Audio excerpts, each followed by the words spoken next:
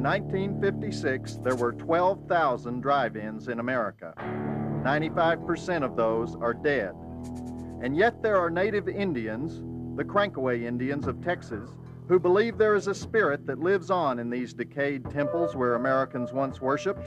They call it Wiskavanaha, or the spirit of blood, breasts, and beasts, or the 3 Bs.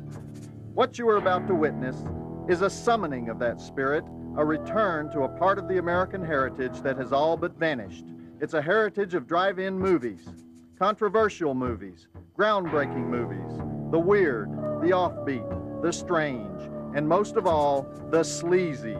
You are about to experience one of the sleaziest movies in the history of the world.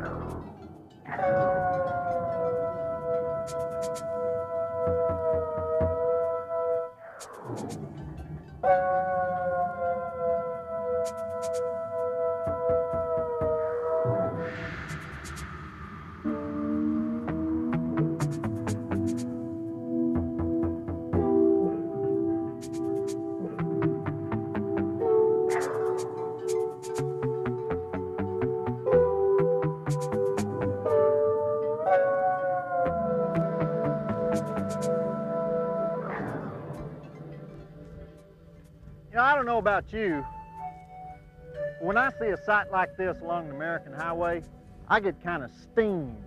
You know, there's not even any place where you can watch the classic movies anymore.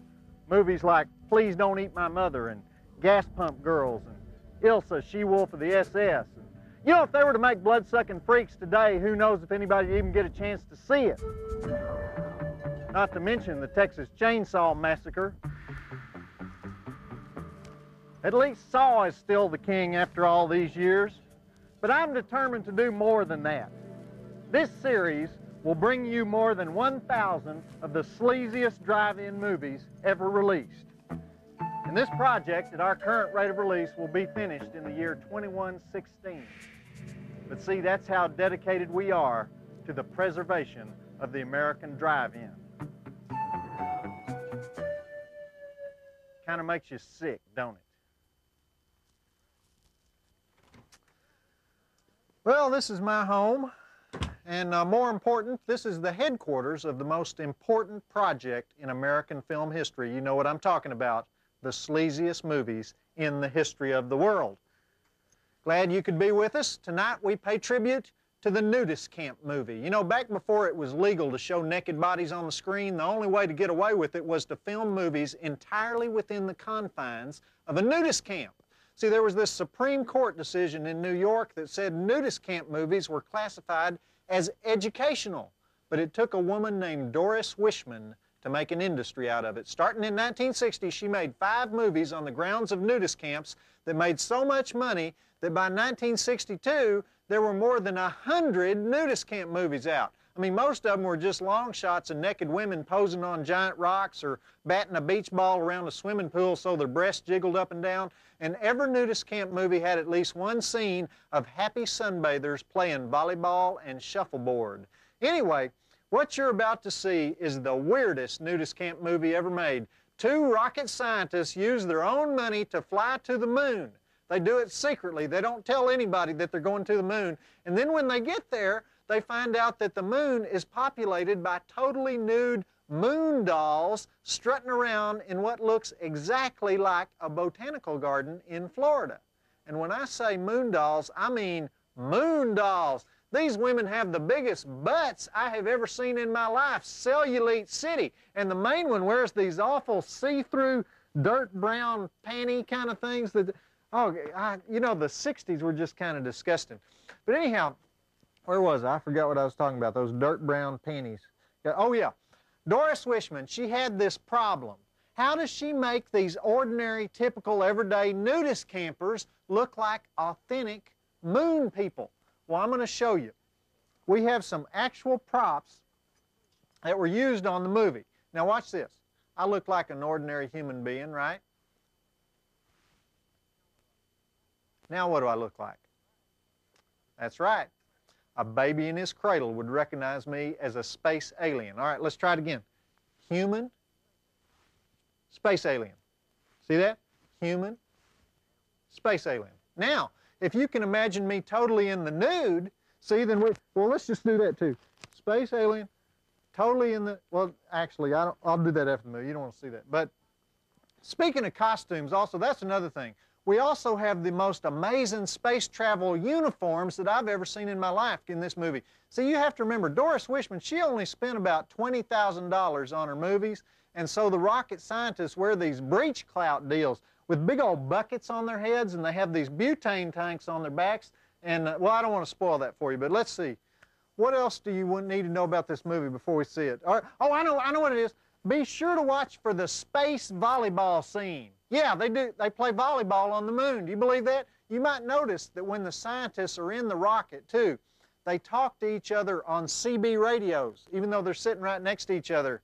I never knew why they do that. Say, hey, Joe, hey, Bill. And they're talking on these CB radios, even though they're right next to each other. I thought that was an interesting scientific detail. I didn't know they did that. And the night before they leave for the moon, they go to see this movie called Hideout in the Sun. You'll see it up there on the marquee. That was Doris's very first movie, her nudist camp movie that she made in 1960. And by the way, you tell me if I'm wrong, but when you watch this, the guy who plays the professor in this movie, does he have bird doo-doo in his hair or what? I want you to watch for that. Now, the drive-in totals on this movie are they're very good. They're truly amazing. 146 breasts. You know, they didn't even have that many breasts in Gas Pump Girls. You are going to love this movie, I'm telling you. This is amazing. Wait till you hear the theme song from this movie. This flick is incredible.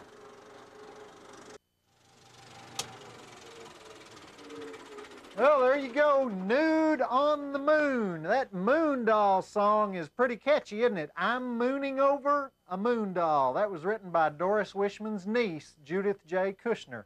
But you know, interesting thing is, all the other credits on that movie are fake names. Doris always made up a bunch of fake names so nobody would know that she made the movies all by herself.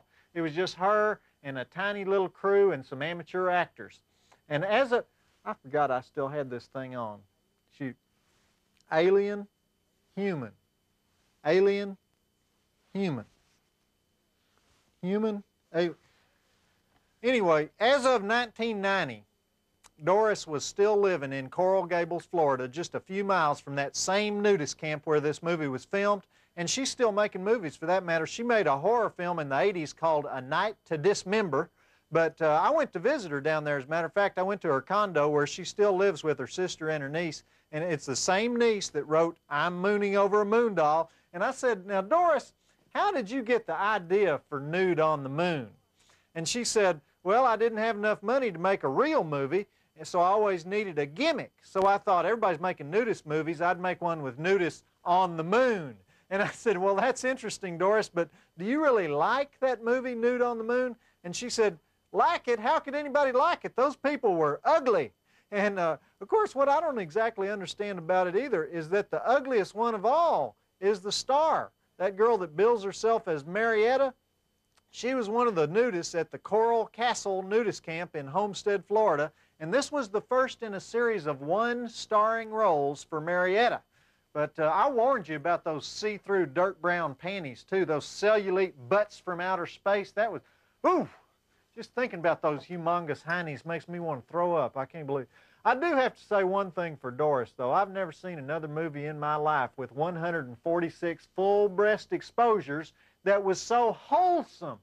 You know what I mean? I mean, it's like a G-rated porno movie. It's no wonder that after a couple years of nudist camp films, the bottom just dropped out of that market. People stopped going to see them.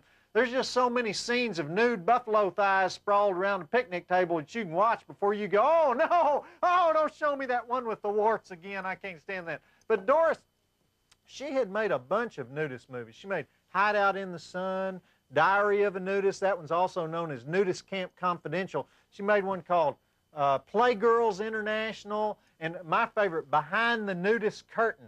That was a Cold War nudist film. But now it was time for her to move on to new challenges in the world of the exploitation movie. And the reason is, she told me, she said, I needed some money. And so she moved her operations back up to New York City, and she made a movie called The Sex Perils of Paulette in a luxury apartment on 48th Street. And The Sex Perils of Paulette was a new kind of sleaze. It was something that had never been seen before. But That's another story. This is Joe Bob Briggs reminding you that the Queen of the Moon Dolls roams the heavens no more. The falcon has molted, the fat man bowls alone, but the drive-in will never die.